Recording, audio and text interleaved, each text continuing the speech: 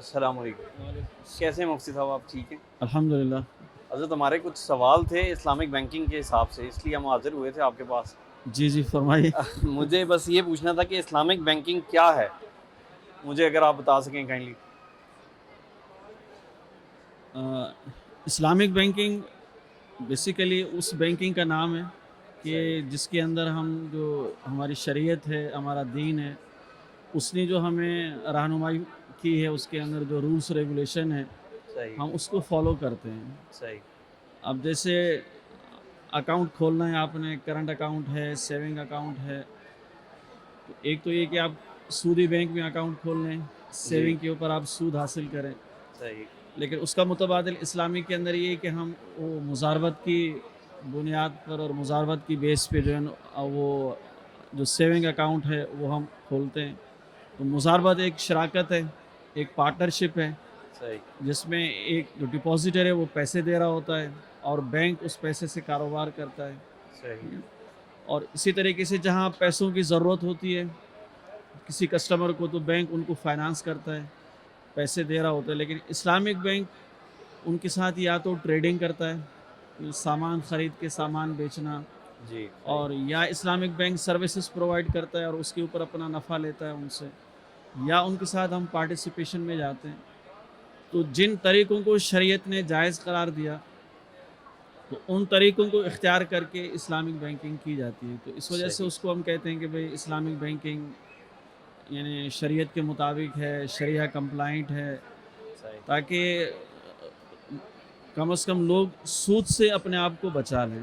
بے شک. یہ سب سے بڑا یہ اسلامی بینکنگ کا جو پرپز ہے، جو مقصد ہے اس کو لانے کا، اس کو رواج دینے کا، وہ یہی ہے کہ لوگوں کو سود سے بچایا جائے، اس لیے کہ سود ایک بہت بڑا گناہ ہے. صحیح تو بالکل صحیح. تو سر ربا سے کیا مراد ہے؟ ربا عربی کا لفظ ہے، بالکل صحیح. اور عربی کے اندر ربا جو ہے نا وہ کہتے ہیں زیادتی کو. یعنی جب آپ کسی چیز کے اندر کوئی اضافہ وصول کریں تو اس کو ربا کہتے ہیں.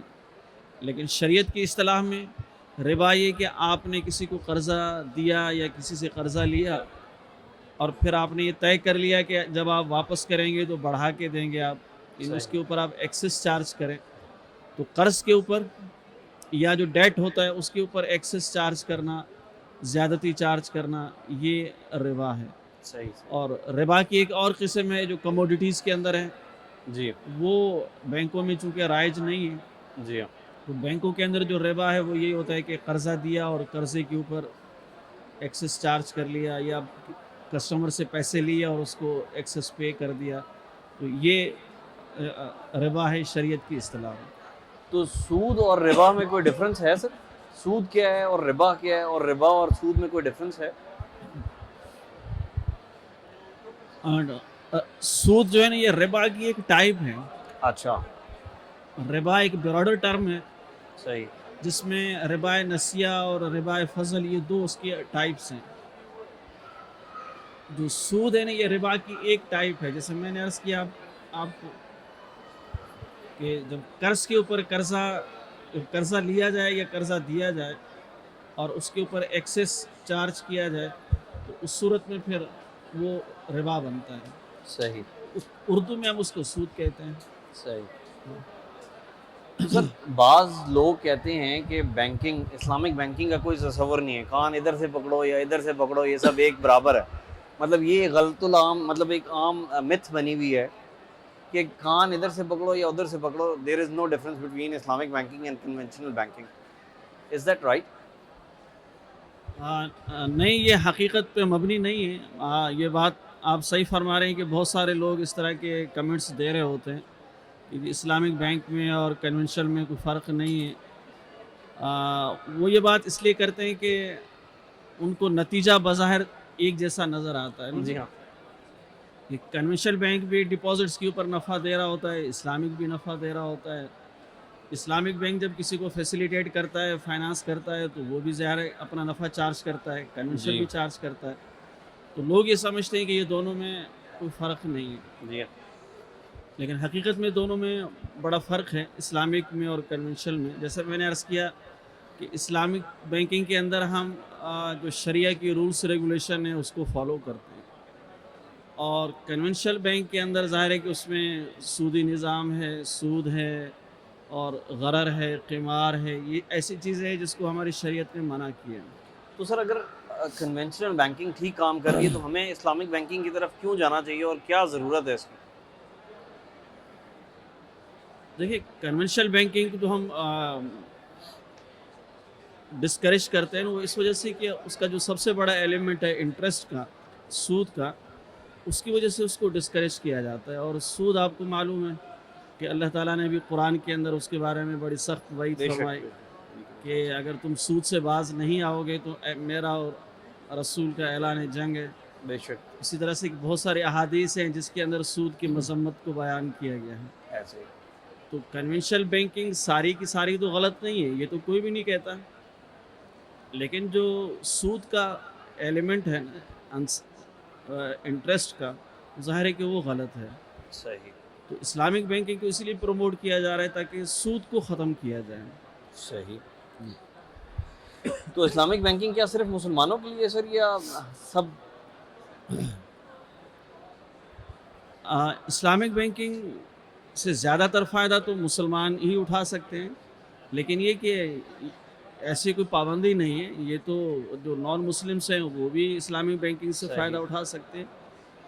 دوسری بات یہ کہ دیکھیں حلال اور حرام کا جو کانسیپٹ ہے یہ صرف اسلام کے اندر نہیں ہے، بالکل ایسے یہ دنیا میں جتنے بھی مذاہب ہیں، چاہے وہ یہودیت کا مذہب ہو یا عیسائیت ہو یا ہندوازم ہو، جی تو ہر مذہب کے اندر حلال حرام کا کانسیپٹ ہے۔ بالکل ایسے ہی تو کوئی بھی مذہب سود کو حلال نہیں کہتا، ایسے ہی اس وجہ سے ہر آدمی کی کوشش ہوتی ہے کہ وہ حلال کمائے، چاہے وہ مسلمان ہے یا نان مسلم ہے۔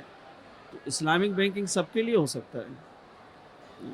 تو سر اسلامک بینکنگ کے اندر جو یہ چارجز ہٹ ہوتے ہیں یہ جائز ہیں اور اس کی ہمیں مطلب یہ اسی طرح ہے جس طرح کنونشنل بینکنگ کے اندر چارج کیے جاتے ہیں؟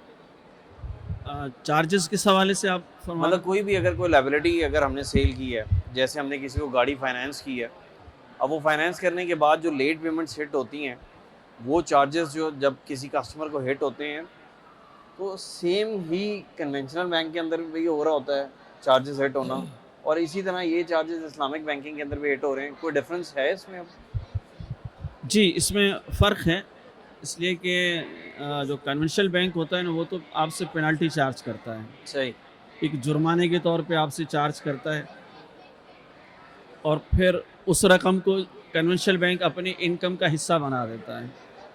لیکن اسلامک بینک کے اندر جب آپ کوئی فیسلٹی لیتے ہیں، جیسے آپ نے فرمایا کہ اجارہ ہے یا آپ نے کوئی مرابہ یا سلم استثناء کی کوئی فیسلٹی لی آپ نے، جی سر، اور اس میں پیمنٹ کے اندر تاخیر ہو گئی، تو اس کی وجہ سے اسلامک بینک آپ سے وہ پینالٹی چارج نہیں کرتا، لیکن ایسے کسٹمر جو جان بوجھ کے ڈیلے کریں اور بینک کو نقصان دینے کی کوشش کرتے ہیں، تو ان کے لیے ایک چیریٹی کی کلوز رکھی جاتی ہے اور ان سے ایک تھوڑی سی رقم لی جاتی ہے تاکہ ان کو یہ ڈر رہے کہ ہم اگر ڈیفالٹ کریں گے تو ہمیں چیریٹی دینا پڑے گی۔ جی جی جی لیکن وہ چیریٹی کا اماؤنٹ جو ہے وہ بینک کی انکم میں نہیں جاتا، وہ صحیح۔ بینک پھر کسی بھی چیریٹیبل انسٹیٹیوشن کے اندر اس کو لگا دیتے ہیں۔ تو صحیح۔ تو سر اسلامک بینکنگ کے اندر کیا ڈائریکٹ قرض دیا جاتا ہے؟ قرضنگ ہوتا ہے؟ مطلب یہ تو آپ بتا رہے ہو کہ ایک کمیونٹی ہوگی گاڑی لینا تو یہ کسٹمر کی نیڈ پوری کر دی، لیکن کیا ڈائریکٹ قرضہ دیا جاتا ہے ایز منی ٹرانسفر؟ نہیں، اسلامک بینکنگ کے اندر آپ کو کیش کے اندر لون نہیں دیا جاتا۔ جی صحیح صحیح بعض اسلامک بینکس ہیں جو پرسنل فائنانسنگ کی ان کی پروڈکٹ ہے، لیکن وہ بھی یعنی کموڈٹی بیس ہے، صحیح تو اس میں ایسٹس کو انوالو کیا جاتا ہے۔ تو اسلامک بینک کبھی بھی کیش لون نہیں دیتا، صحیح اس لیے کہ اس کے اوپر اس نے کچھ چارج نہیں کر سکتا۔ اگر وہ کیش میں آپ کو قرضہ دے گا تو اس سے اضافی چارج نہیں کر سکتا، تو اس لیے بینک اس میں نہیں جاتے ہیں عام طور پر۔ صحیح ٹھیک ہو گیا۔ اسلامک بینکنگ کس طرح کرنٹ اکاؤنٹ، بچت کھاتوں اور میعادی سرٹیفکیٹ میں کہاں؟ سر کرنٹ اکاؤنٹ کس طرح کھولتے ہیں اسلامک بینک کے اندر؟ کرنٹ اکاؤنٹ یا کوئی جو مطلب ڈفرینٹ ڈپازٹ اکاؤنٹس ہوتے ہیں ان کو کس طرح آپریٹ کرتے ہیں؟ جی یہ اچھا سوال ہے آپ کا. اسلامک بینکنگ کے اندر جو کرنٹ اکاؤنٹ ہوتا ہے نا وہ قرض کی بنیاد پہ ہوتا ہے.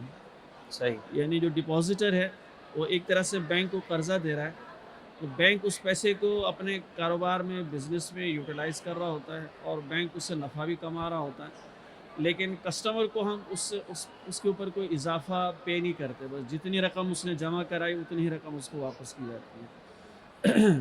لیکن دوسرا اکاؤنٹ ہوتا ہے اسلامک کے اندر جو سیونگ سیونگ اکاؤنٹ, اکاؤنٹ. جی وہ مزاربت کی بنیاد پہ ہوتا ہے. جی صحیح تو اس کے اوپر پھر اسلامک بینک اپنے کسٹمرز کو نفع بھی دیتا ہے صحیح.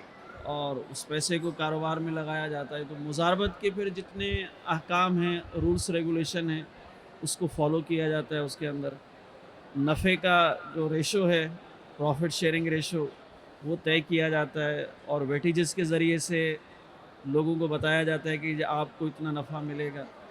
تو ایک جائز طریقے سے اسلامک بینک اس پیسے کو کاروبار میں لگا کے اور اس سے جو ایکچوئل انکم آتی ہے اس انکم کو ڈسٹریبیوٹ کیا جاتا ہے. بالکل صحیح. تو وہ چونکہ شریعت کے مطابق ہے تو حلال ہے, اس کو اویل کر بالکل سکتا صحیح. ہے. تو سر اسلامک بینکنگ, میرا یہ آخری سوال ہے, اسلامک بینکنگ معاشرے کے اندر کیا تبدیلی لا سکتی ہے جس سے کوئی فائدہ ہو ہمارے معاشرے کو؟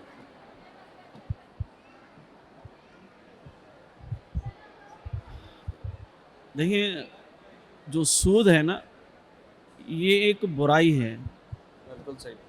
اور احادیث کی روشنی میں ہمیں یہ پتہ چلتا ہے کہ سود ایک معاشی برائی بھی ہے اور اس کے جی. ساتھ ساتھ ایک معاشرتی برائی بھی ہے. جی اور علماء کرام نے لکھا ہے کہ جب معاشرے کے اندر سود کا لین دین عام ہو جائے تو اس معاشرے کے اندر بہت ساری برائیاں آتی ہیں, جس سے سب سے بڑی برائی ہوتی ہے بے حیائی کی. بالکل ایسے. یہ بھی سود کا ایک نتیجہ ہے.